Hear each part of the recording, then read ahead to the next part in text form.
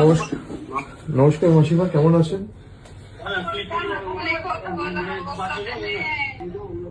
আপনারা থানায় কমপ্লেন করেছেন? যে ছেলেটি ধরা পড়েছিল সে কি যুক্ত ছিল এর সাথে? তাকে ছাড়িয়ে নিয়ে গেছে?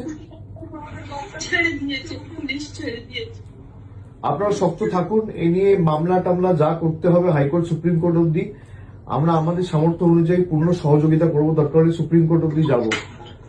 আপনারা শক্ত থাকুন, তার ব্যবস্থা আমরা করব। দিদি নিজে যেতে চেয়েছিল, আপনারা জানেন এখানে আমাদের পুলিশ দিয়ে আটকে রাখা হয়েছে। আমি তাড়াতাড়ি যাব আপনাদের সাথে দেখা করতে। এর জন্য যত দূর যেতে হয় আমরা যাব। আমি কথা দিচ্ছি, আমি নিজে এটা টেক আপ করবো।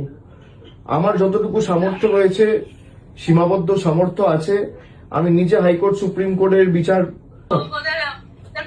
সামনে ফাঁসি দেওয়া হোক, এমন ভাবে ফাঁসি দেওয়া হোক যেন আর কেউ করার সাথে আমি সারা জীবন সবার অভিযোগ ভয় থাকে।